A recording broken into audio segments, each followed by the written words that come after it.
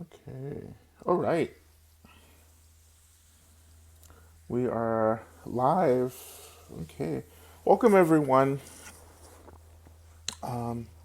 to our Medicine Buddha practice. Particularly welcome to those who are new, joining us for the first time. So, if you're here for the first time, I would love to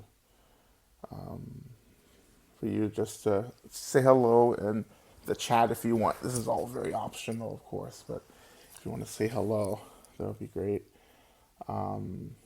And welcome to everyone else joining us back again.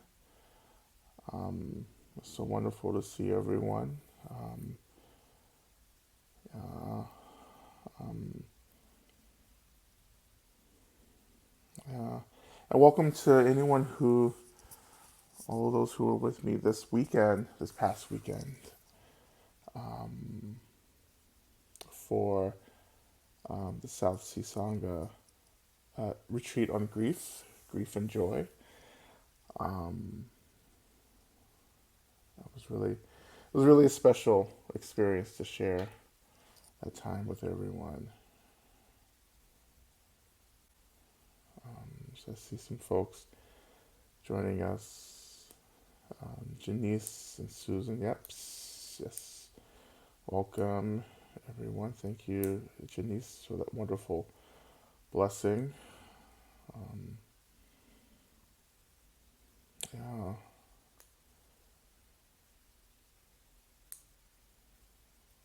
So as usual, particularly if you're new, um, one of our traditions is to offer a prayer request um, in the chat.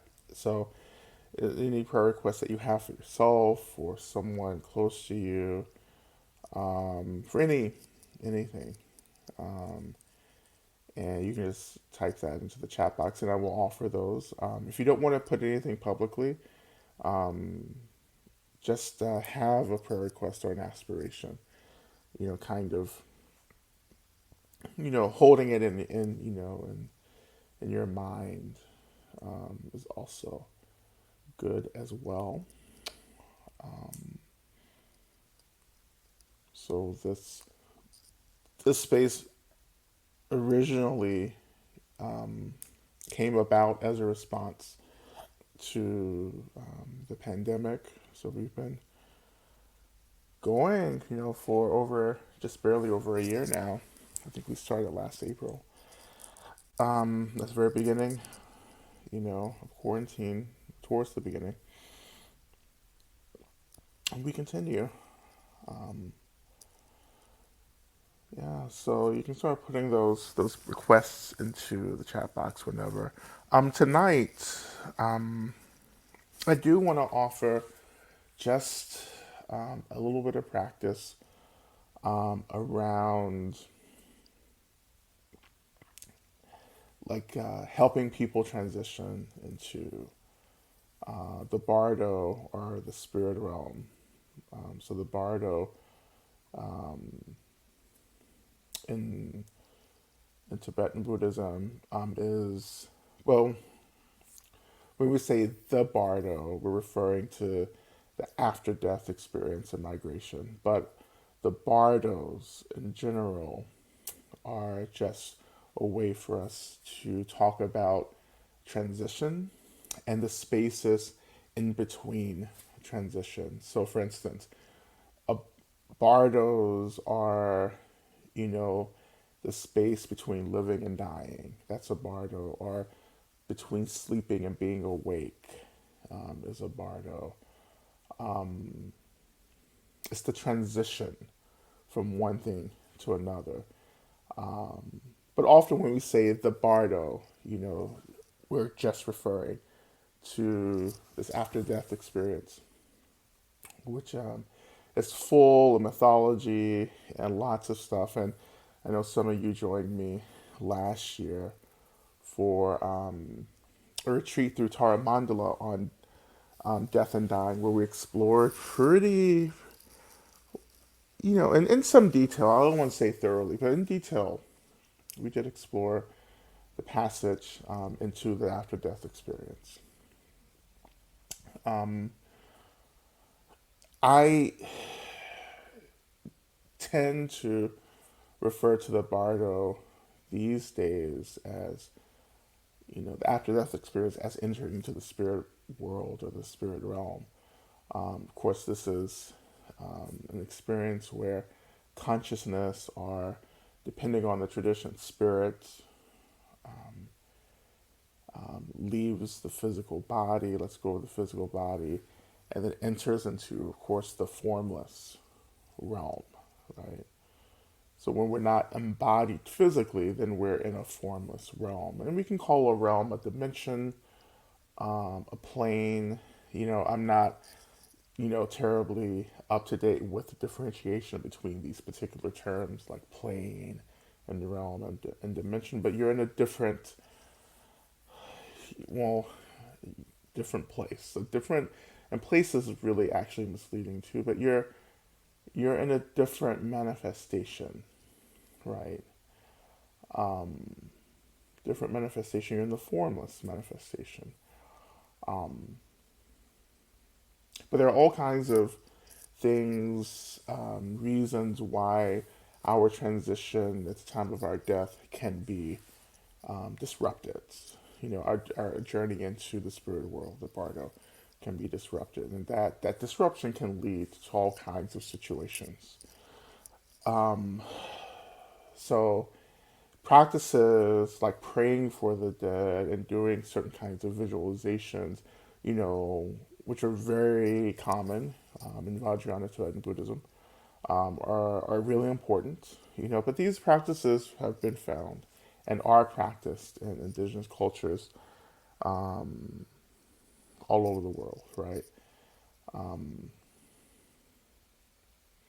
And we do this sometimes too. This isn't a new practice too that we're adding on. Like we've done this in our space together, focusing on those who are transitioning into the spirit realm. Um, and there are particular practices that we can do that align themselves more closely with the passage of folks into the to the bardo spirit realm. But as I've said over and over again, it doesn't matter what the practice is. It doesn't matter what the deity you're practicing is either. It's just a matter of trust and faith in the deity. If you were, Medicine Buddha isn't just for healing, right? Medicine Buddha is for anything that we need. If Medicine Buddha is a deity that we're closest to, there's really no, in terms of wisdom deities, there's really no difference between the deities. Um, I just say, whatever you're closest to, that's what you're using, right? I don't necessarily have to like turn away from my medicine Buddha practice to offer practices for the dead, or even to offer to do compassion practices because I can do that with medicine Buddha, right? But when we're connecting, like so, when we're connecting to a wisdom in deity, we're connecting to our own innate nature, right? So we're actually beginning to channel these innate qualities that are inherent. Innate means inherent. It's a part of it's who we are, right? Wisdom deities arise as a skillful way for us to connect to a part of who and what we are that may be unaccessible in any other situation. Um,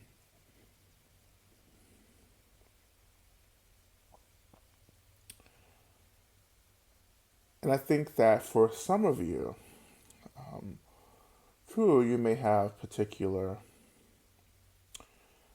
dispositions or sensitivities to um, to disembodied, you know,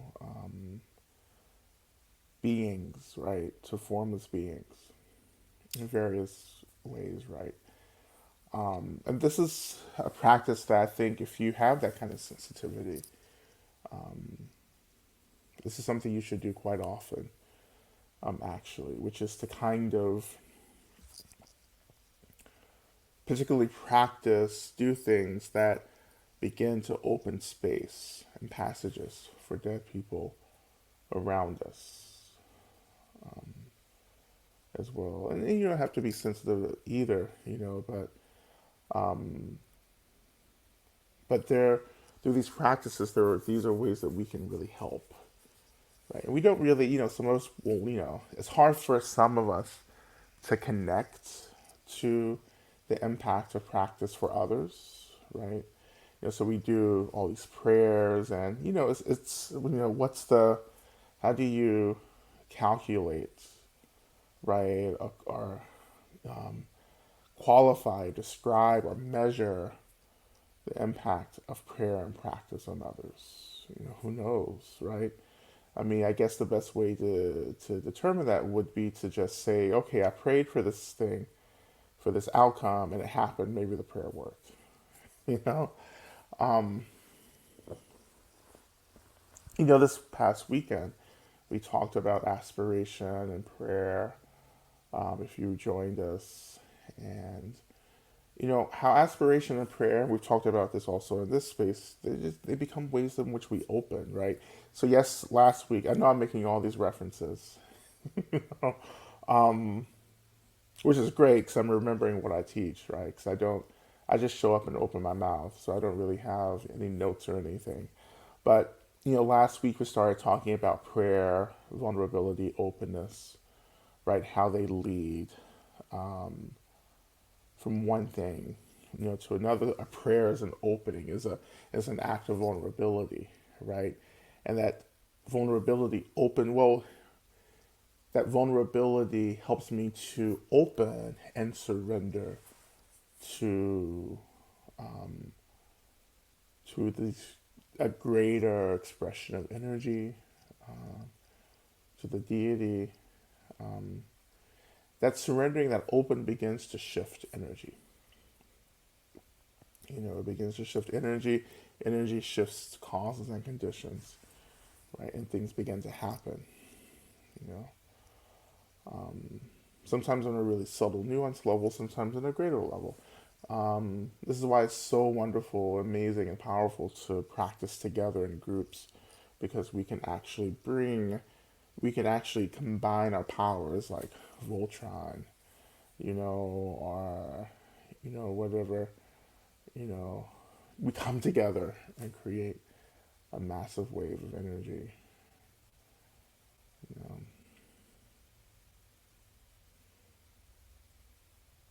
So I like to think that all the work we've been doing this past year together has been of benefit.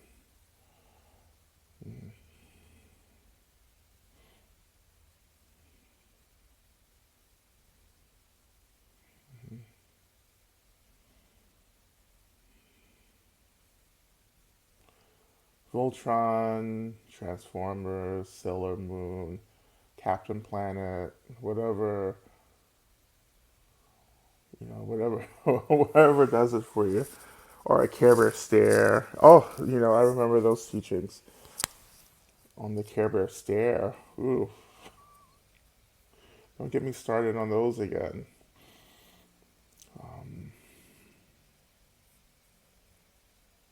Okay.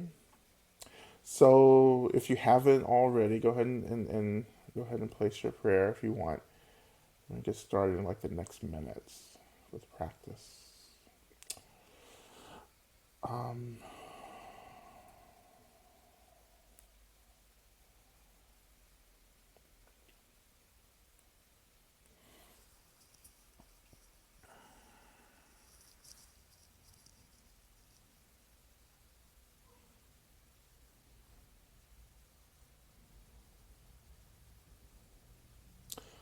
so as we prepare, I just want to they'll answer this question from Shelley here. So when in the traditional transitional bardo after death, when the breath is no longer there to be an anchor, or there are other anchors to focus, ground us in the bardo. remembering the guru, benefactor, feeling the energy body, mantra, prayer. Yeah, in theory. On paper, we do have anchors. In actuality, in experience, it's really difficult. You have to understand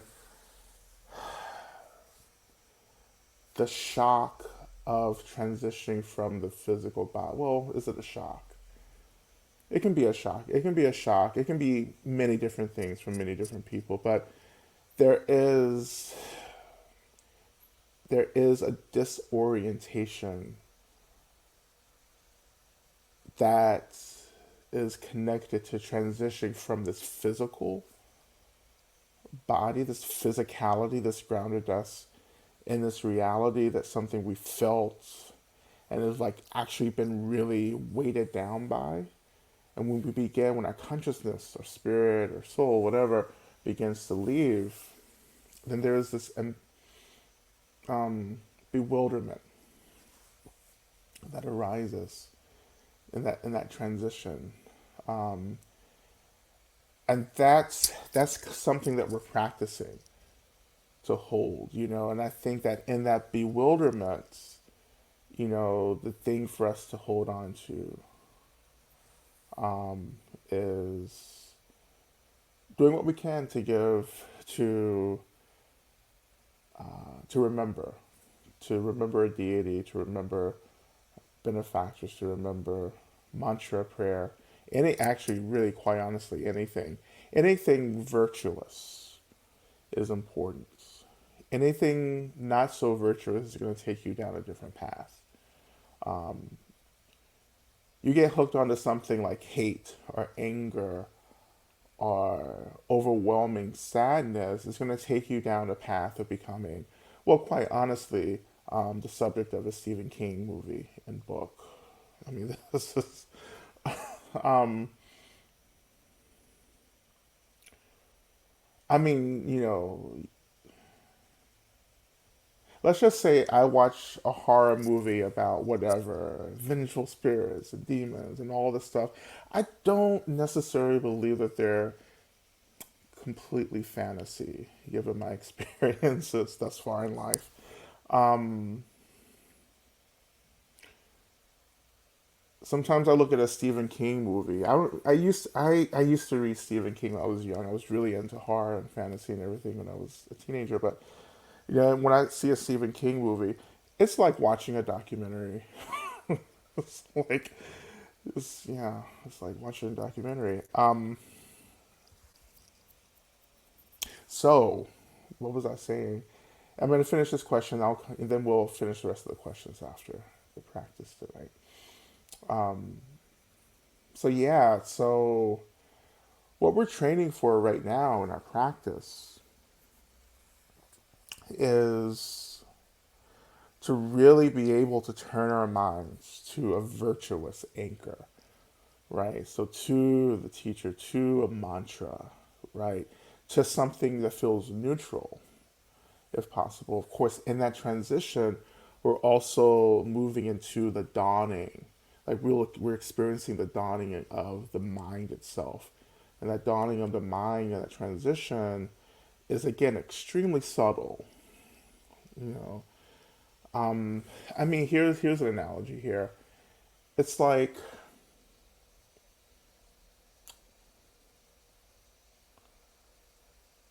and this comes out. This comes right out of Tibetan Buddhist teachings, right? So, some of these analogies are um,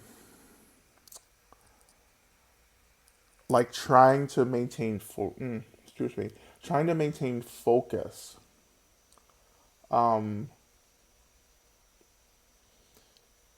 in the middle of the most intense, loud, traumatizing, noisy chaos ever.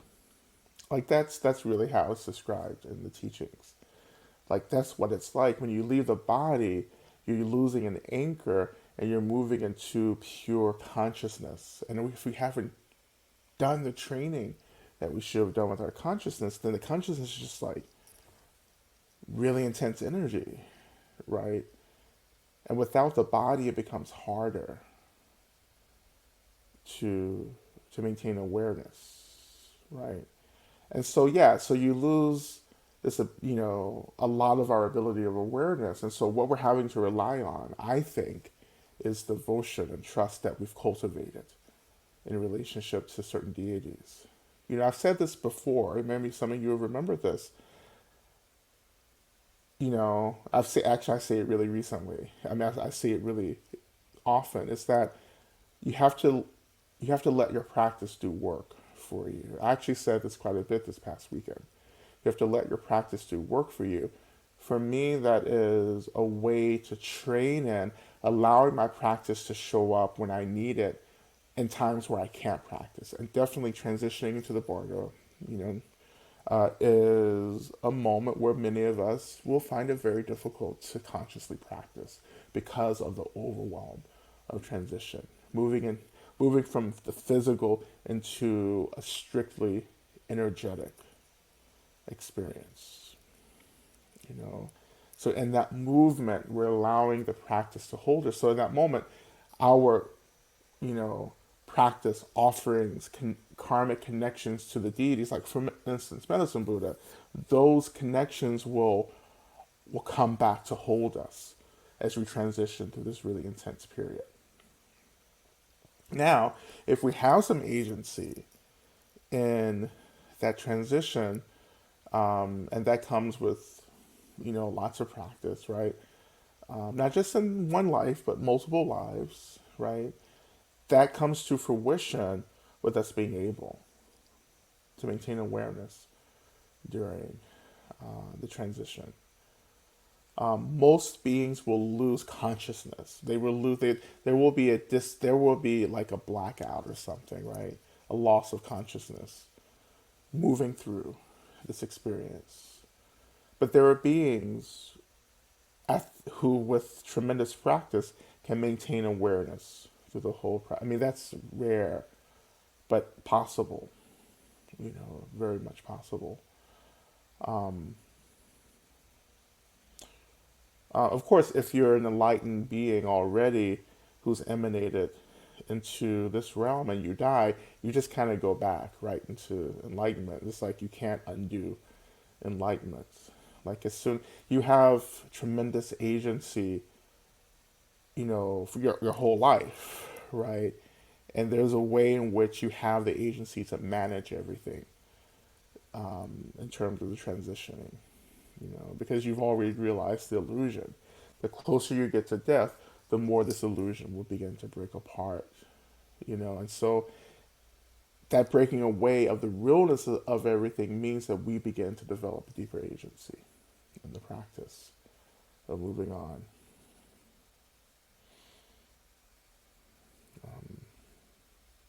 So this is like the practice. Practice is like stockpiling resources and supplies. Like you're just putting that to the side.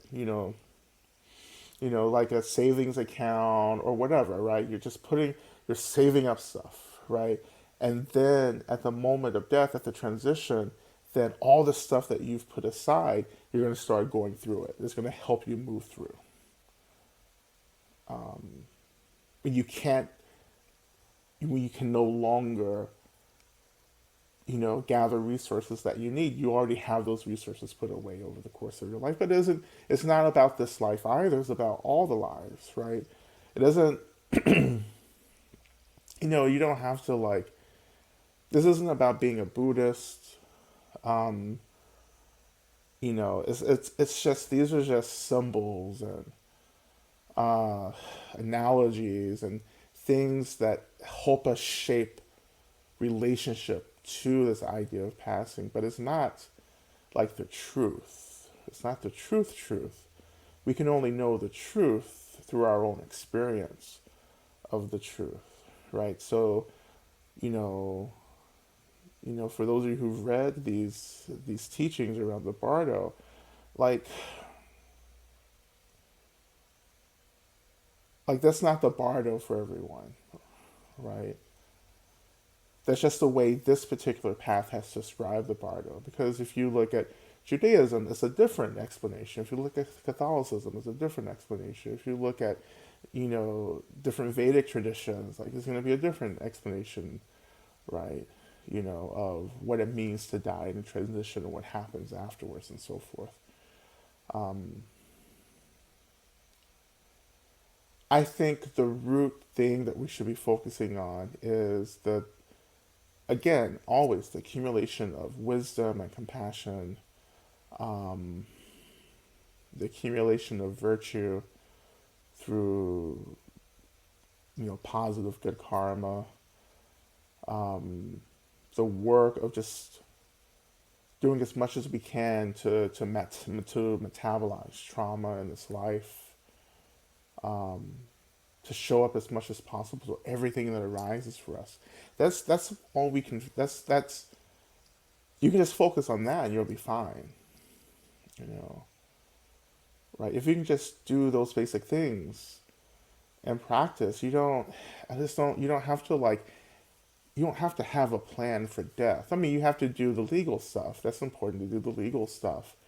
Because at the moment of death, you'll have this. You'll have some peace of mind, right? It's gonna, if you have like all your worldly stuff in order, then you don't have to, it's less likely you'll be attached to it, right? Because that attachment keeps consciousness and spirit bound to the earth realm, to this realm.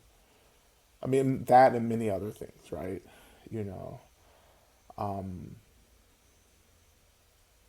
Attachment binds us to this world. And we want to let go of those attachments. Now, some people make a choice to stay here, but again, that takes a lot of agency to do. That choice to stay connected to this realm, in terms of being a ghost or something, a spirit, that has to come from a place of love for that to be restorative and generative. You know, like you're choosing, right? You're choosing to remain because of love, but you have to be careful because that love, for most of us, is just another way for us to practice attachment, right? So, and what most of us are confused around is the difference between love and attachment. Love isn't attachment. Love is about freedom, right? But if we make a choice out of authentic love for people to be free, then we're choosing to become agents of people's safety and liberation by choosing to stay. You know,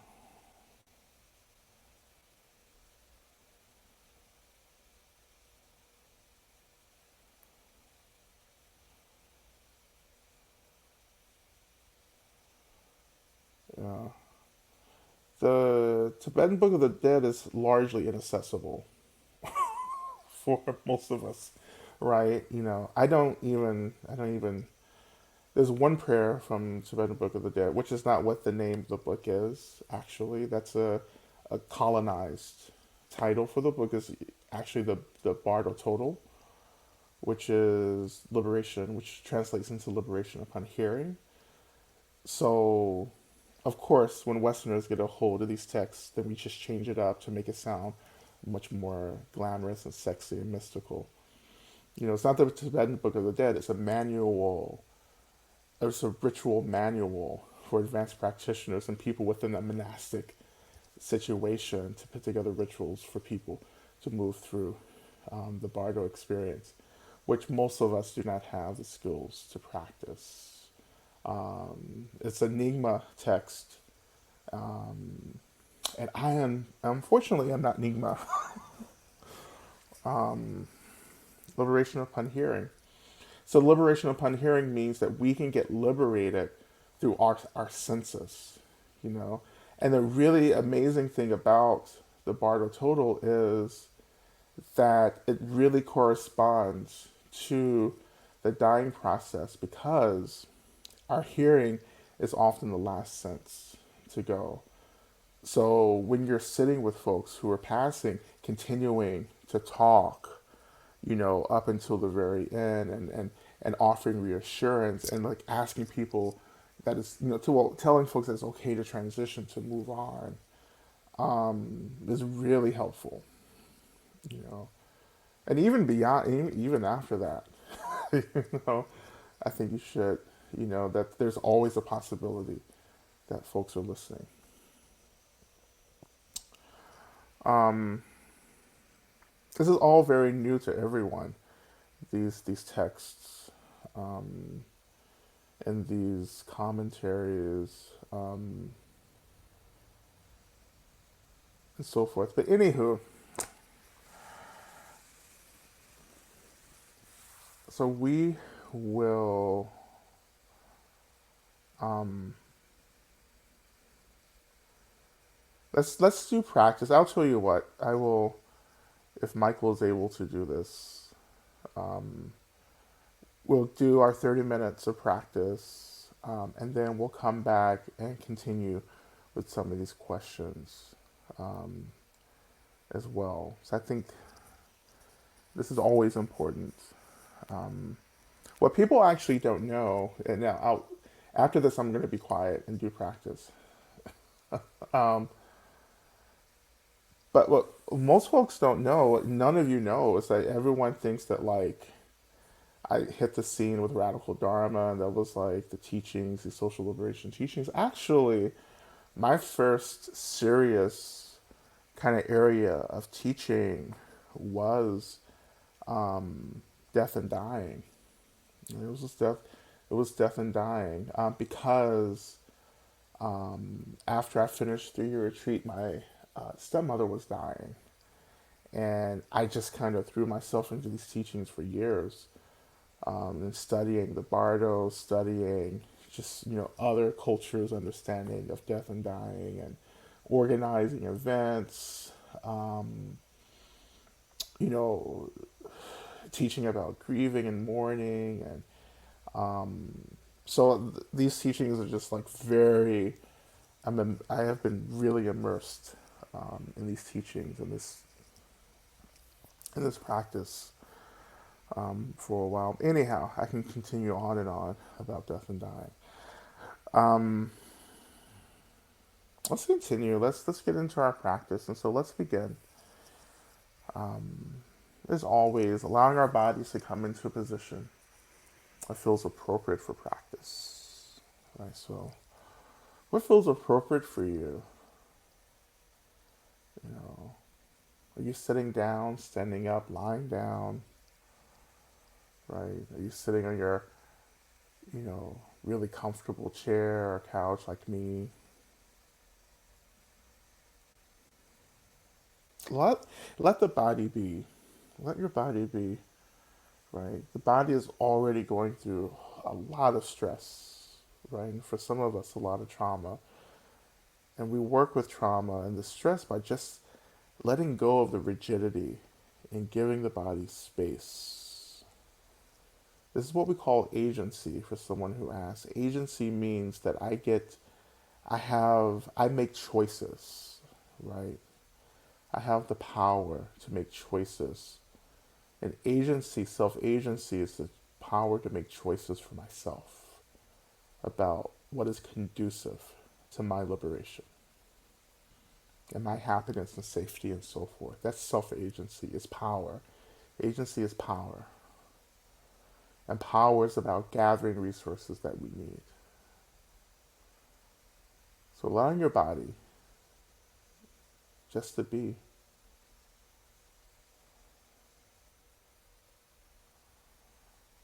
And I just invite you to reflect on any intentions that you have for your practice right now.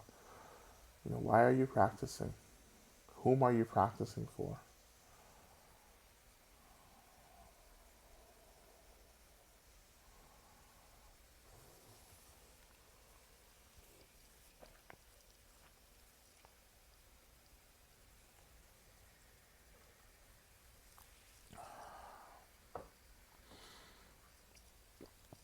And beginning, we're going to begin to dedicate the merit right now. So we're dedicating the merit by saying that whatever benefit arises for me in this practice, I instantly dedicate it to any being who needs this benefit. And that ultimately this benefit, I hope, will help all of us get free as quickly as possible from the cycle of birth and death without consent. So we're bound in this cycle until we develop clarity, wisdom, love to break out of the cycle.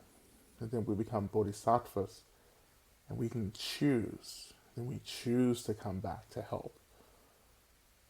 And that's the awakening of agency in this path, when we can choose to come back to this for no other reason but to help. So that can be an aspiration for us as well, that we develop the capacity to one day choose to be here as agents of liberation.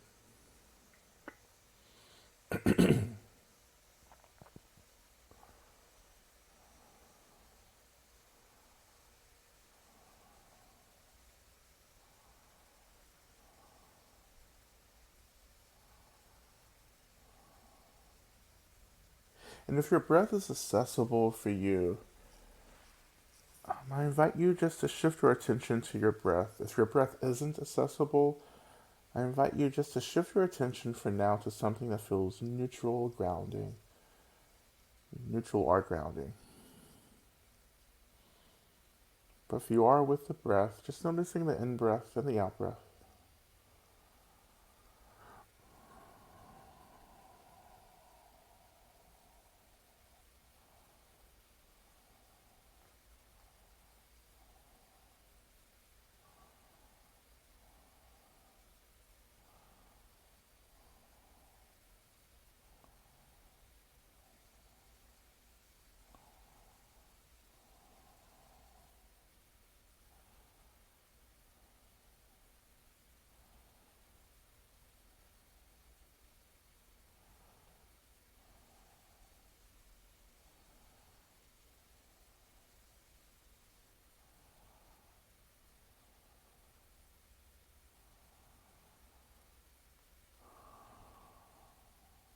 So as thoughts, emotions, narratives begin to be uncovered, exposed as we're breathing, I just encourage you to allow these thoughts, these emotions to simply rise up into the space of the mind. So just letting it go. Imagining that your thoughts and emotions and narratives are just smoke from an incense. Smoke from incense rising up into the space. You see it, but you return back to the anchor of the breath. Just letting that material just rise up, but just gently coming back over and over again to the breath.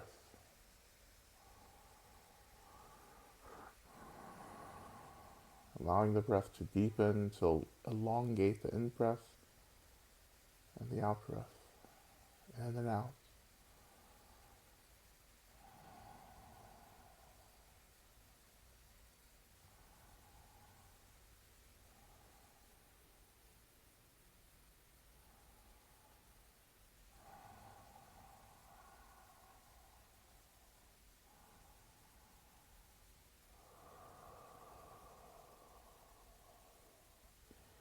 Going a little further with the breath, imagining that as we inhale, we're inhaling into something in our experience that seems heavy or uncomfortable.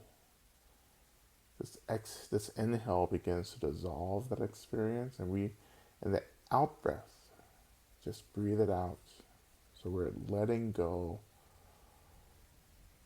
of some of the things that seem heavy or overwhelming for us.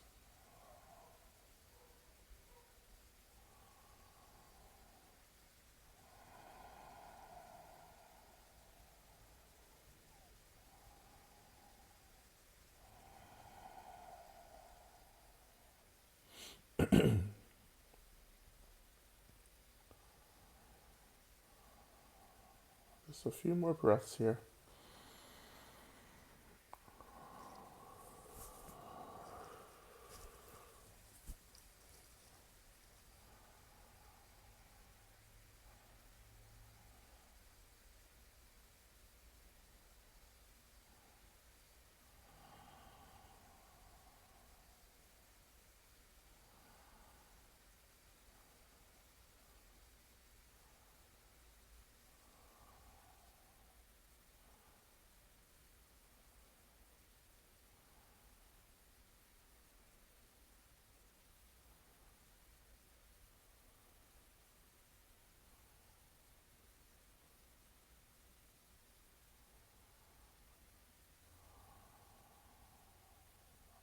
So I want to, at this point, move into our mantra before we move into our prayer requests. So Minla Sangye Kino Soha, which means medicine Buddha. So Minla Sangye means medicine Buddha, Kino means to think of. But in our practice, we want to imagine that Kino, this word, this Tibetan word, becomes what we need, right? Becomes the verb we need to experience from medicine Buddha. So maybe it's actually we want medicine Buddha to think of us, but maybe we want medicine Buddha to remember us or to hold us. Maybe we want medicine Buddha, just to sit beside us, to walk with us.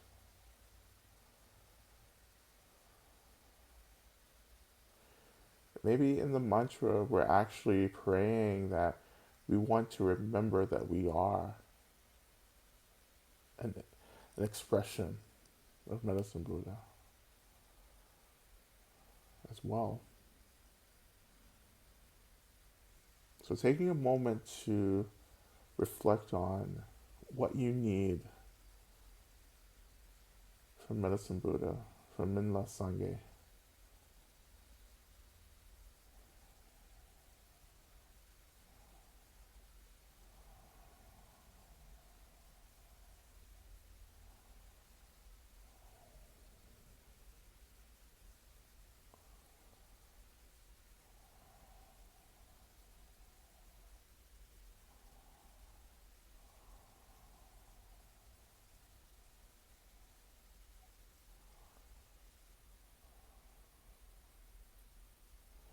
So we'll begin our chanting. You can chant along or sit and listen. We'll just chant it a few times. And as we chant, just opening, just whatever your experience right now, the capacity to open, right? We're calling in the consciousness, the energy, the blessings of Medicine Buddha into our space.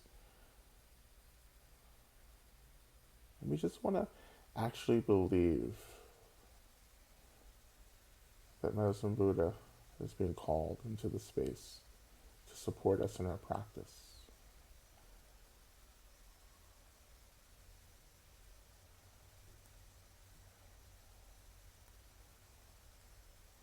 Right?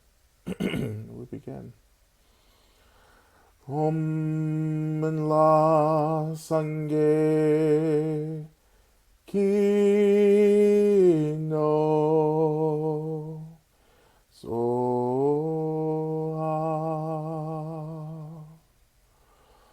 Om La Sangye Kino Soha.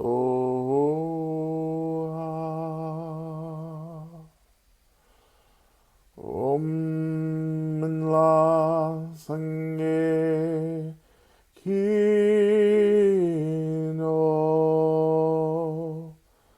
Soha.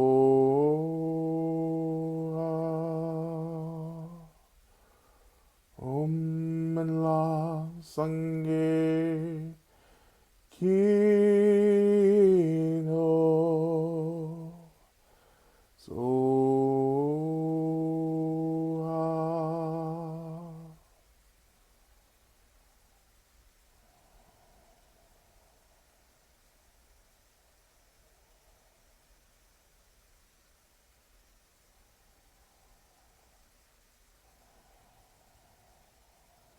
And so, turning our attention to prayer requests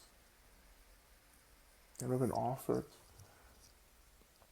we began to offer these requests, these prayers, into this awakened space energy permeated by the consciousness of Medicine Buddha, but also deeply populated by all the Buddhas, Bodhisattvas, the Dharma protectors, all benevolent, loving, caring ancestors, saints, other deities, gods and goddesses, and other beings who are committed to the liberation, to the safety, to the love of us and others. We dedicate these prayers to you, praying that the blessing of the consciousness of Medicine Buddha will begin to shift energy and circumstances to bring about what we most deeply want for ourselves, for our loved ones, for our communities, and for the world. There can be no true change without this primary practice of asking for what we need.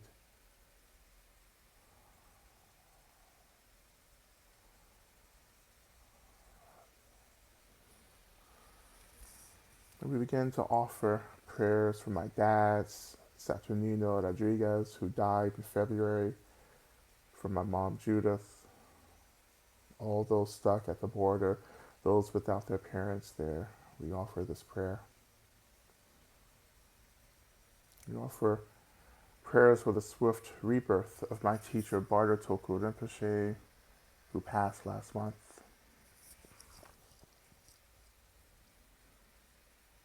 I pray for the healing for me and my lineage and my guides as well. I pray to be open to receiving the gifts of Medicine Buddha and healing into my body.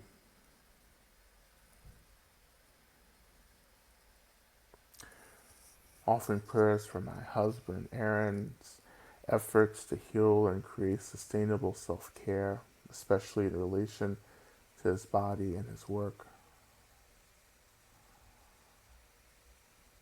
Continue to offer prayers for those suffering with COVID. Offering prayers for John's health recovery. Offering prayers for all experiencing pain in body, heart, and mind. May they find comfort and healing. Offering prayers for my project to leave an abusive marriage of 40 years.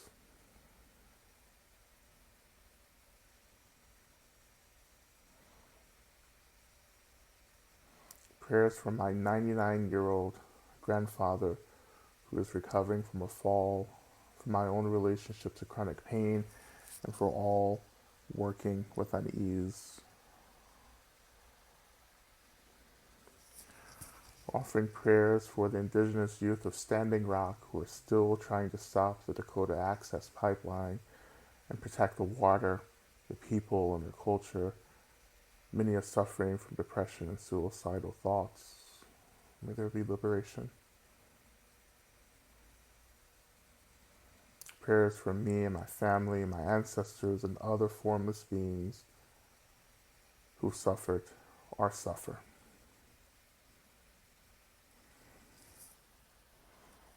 And offering prayers to help people make the correct steps towards eradicating systematic racism in America once and for all. Offering prayers that I connect with the healer or healers that I need at this phase of my life. Offering prayers for my mother Carol that her suffering may ease. Offering prayers for those experiencing anxiety as spaces open up and lower pandemic restrictions. Offering prayers for Alex and Laura that they move into addiction recovery soon. And offering prayers for Greg getting knee replacement surgery today, for Susie who feels very worried for her son, Sonny, for Sandy who is looking to foster a newborn baby soon. We're offering prayers for my great Nana as she navigates the bardo, and for her family as they navigate the funeral and life after her embodiment. Prayers for liberation from judgment. We're offering prayers for my sister who just moved with my little sister, with Down syndrome and was let go from her job this week, that she may experience all she needs in peace in these transitions.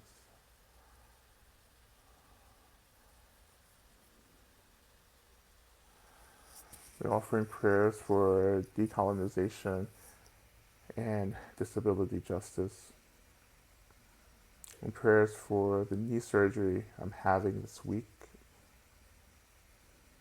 Offering prayers for my father who just passed away.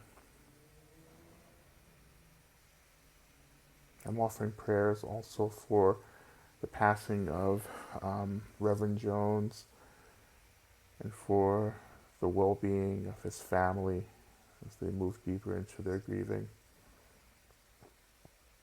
I offer prayers for Mike,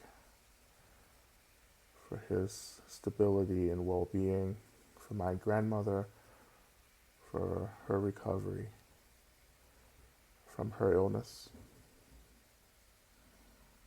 And I offer the prayers that have not been offered verbally, but those prayers that remain in our hearts, those prayers that we deeply wish movement and energy around and resolution. We dedicate all practice to the liberation of all beings. We all achieve freedom as quickly as possible.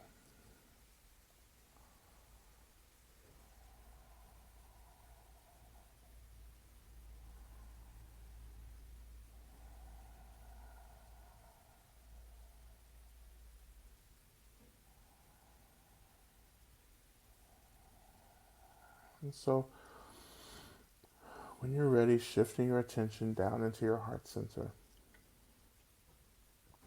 imagining that we're breathing in and out of the heart center.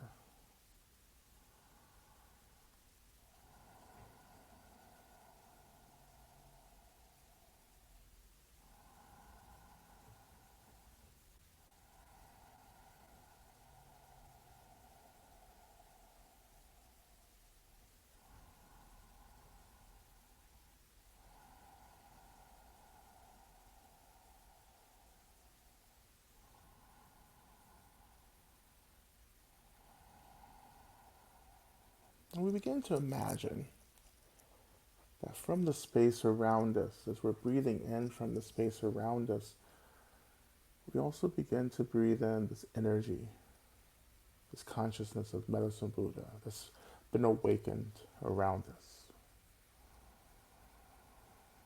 As we inhale into the heart center, we're inhaling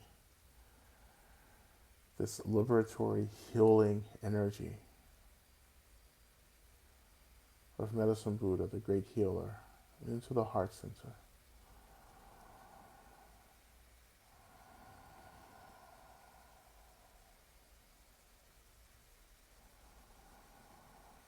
And as we continue to deeply inhale this energy into the heart center, as we exhale, we begin to imagine that we're actually exhaling into the body. So the breath isn't leaving the body, but we're imagining that the breath is just actually spreading throughout the internal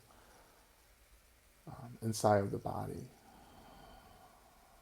Again, this is called an internal exhale. So breathing in the energy of Medicine Buddha, and as we exhale in the body, this energy of Medicine Buddha just begins to spread throughout the body through this internal exhale.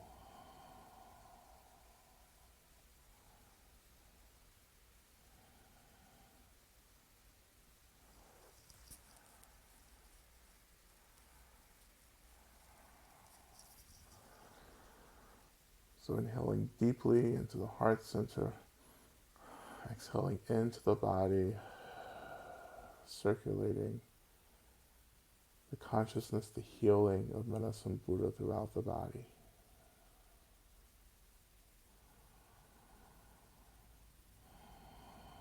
And so again, we can begin to imagine that this breath, this internal exhale, begins to dissolve these experiences of deep discomfort in the body.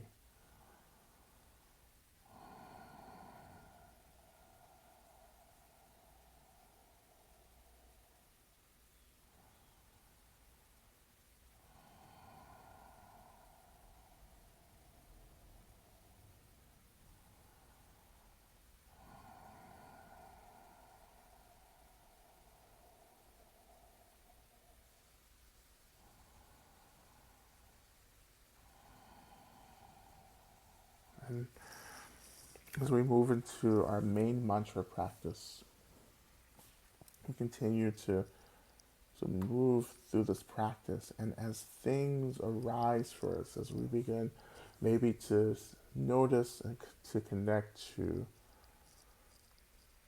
these deeper emotions around grief or anxiety or fear or sadness,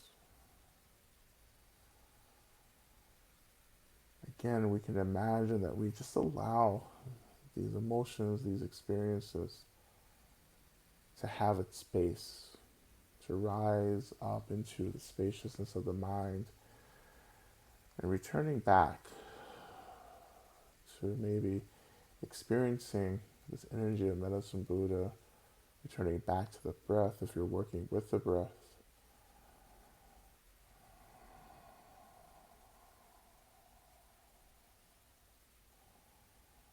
But letting this energy, consciousness of Medicine Buddha take care of you right now.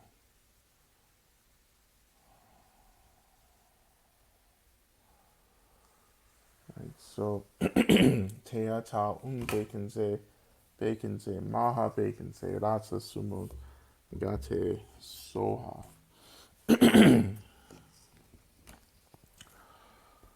O Teya Ta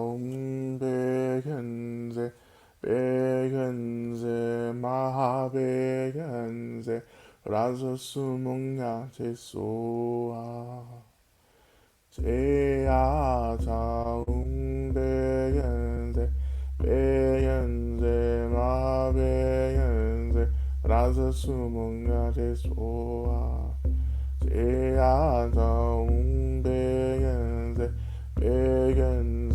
ma begenze raza sumunga te soa. Teya begenze ma begenze raza sumunga te soa. Teya begenze ma begenze raza sumunga te soa. Teya begenze ma begenze raza sumunga te soa. Teya begenze ma begenze raza sumunga te soa. Teya begenze ma begenze raza sumunga te soa. Teya begenze ma begenze raza sumunga te soa. Teya begenze ma begenze raza sumunga te soa. Teya begenze ma begenze raza sumunga te soa. Teya begenze ma begenze raza sumunga te soa. Teya begenze ma begenze raza sumunga te soa. Teya begenze ma begenze raza sumunga te soa. Teya begenze ma begenze raza sumunga te soa. Teya begenze ma begenze raza sumunga te soa. Teya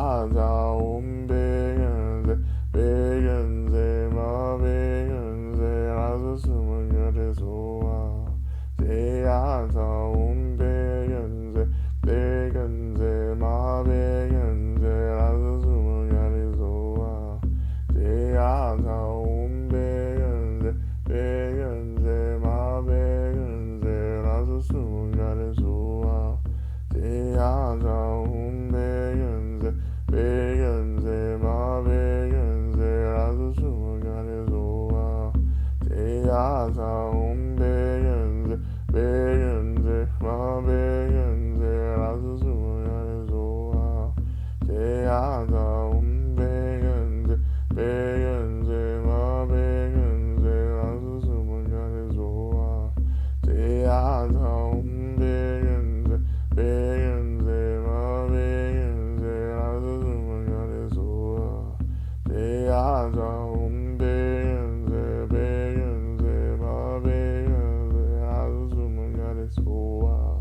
Teata umbegenze, begenze, ma begenze, lasu sumangane soa. Teata umbegenze,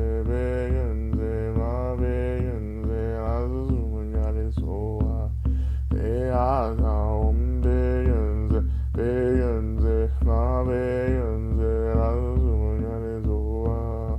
Teata umbegenze, begenze, ma begenze, lasu sumangane soa. Teata umbegenze, begenze, ma begenze, lasu sumangane soa. Teata umbegenze,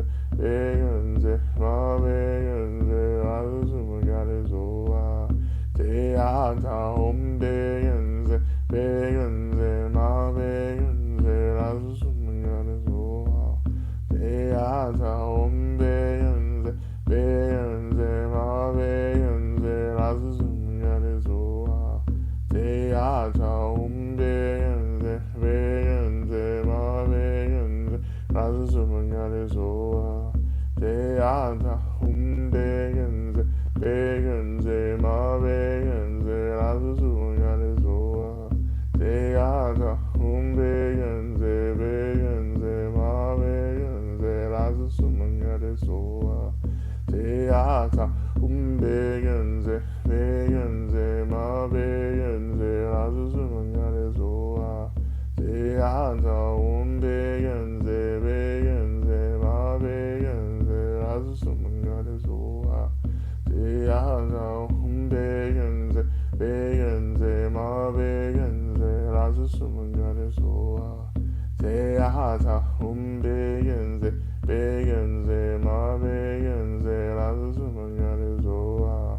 Teata umbegenze, begenze, ma begenze, lasu sumangane soa.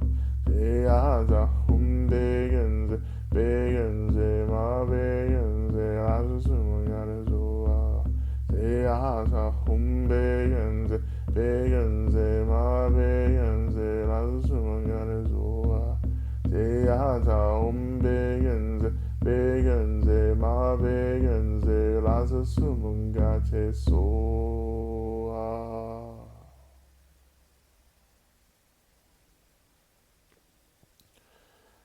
And for the last few minutes of our mantra practice, beginning to shift our attention from the breath and imagining that we are filled with this energy of Medicine Buddha, this consciousness, this liberatory healing energy. As we sit for this last section of practice, I want you to say to yourself over and over again that I am the healer. I am the healer. That I have the confidence of the healer, of the great healer. That I am an expression of healing.